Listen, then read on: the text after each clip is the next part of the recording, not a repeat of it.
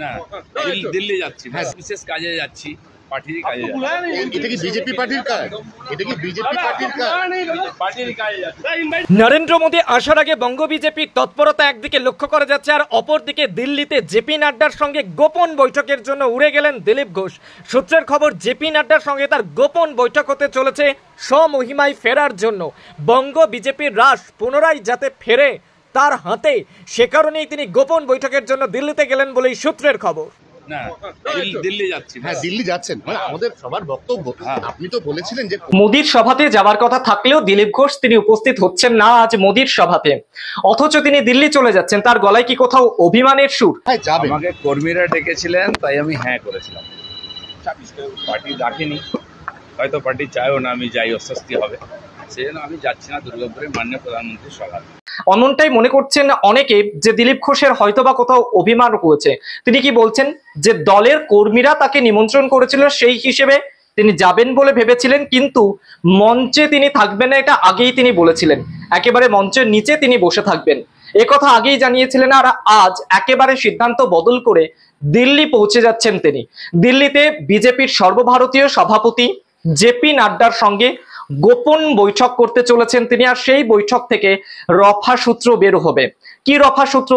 যে বঙ্গ বিজেপিতে তার অবস্থান পুনরায় একেবারে সমর্যাদায় ফিরবে, এমনটাই মনে করছেন কেউ কেউ। অন্তত সূত্রের খবর তাই বলছে। দলের কর্মী সমর্থকদের সঙ্গে তার দেখা হলো না দুর্গাপুরে, কিন্তু দলের কাজের জন্যই তিনি পৌঁছে যাচ্ছেন দিল্লিতে। স্পষ্ট করে সাংবাদিকদেরকে এই কথা জানিয়ে দিয়েছেন। আর দিল্লি যে চলে যাচ্ছেন সেটাকে অ্যাভয়েড করার জন্য না কোনো কাজ আছে? দিল্লিতে বিশেষ কাজে যাচ্ছি, পার্টির কাজে যাচ্ছি। এটা কি বিজেপি পার্টির কাজ? এটা কি বিজেপি পার্টির কাজ? পার্টির কাজে যাচ্ছি। দিলীপ ঘোষ কিছুতেই স্বীকার করলেন না তিনি দিল্লিতে কার সঙ্গে দেখা করতে যাচ্ছেন। দিলীপ ঘোষ এর আগেও নানান রকম কথা বলেছেন, কিন্তু এই যে তিনি উপস্থিত হলেন না, তাতে কি বড়সড় কোনো প্রভাব পড়লো দলের নিচু স্তরের কর্মীদের মনে? সেটা অবশ্য সময় উত্তর দেবে।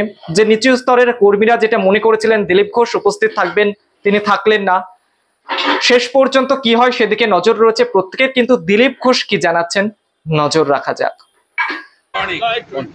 না দিল্লি যাচ্ছি। হ্যাঁ, দিল্লি যাচ্ছেন, মানে আমাদের সবার বক্তব্য। আপনি তো বলেছিলেন যে কর্মী হিসেবে আপনি আজকে মোদির সভায় যাবেন। আমাকে কর্মীরা ডেকেছিলেন, তাই আমি হ্যাঁ করেছিলাম।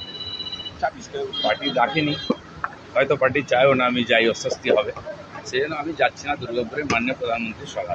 আর দিল্লি যে চলে যাচ্ছেন সেটাকে অ্যাভয়েড করার জন্য না কোনো কাজ আছে? দিল্লিতে বিশেষ কাজে যাচ্ছি, পার্টির কাজে যাচ্ছি। এটা কি বিজেপি পার্টির কাজ? এটা কি বিজেপি পার্টির কাজ? পার্টির কাজে যাচ্ছি। দিলীপ ঘোষ কিছুতেই স্বীকার করলেন না তিনি দিল্লিতে কার সঙ্গে দেখা করতে যাচ্ছেন।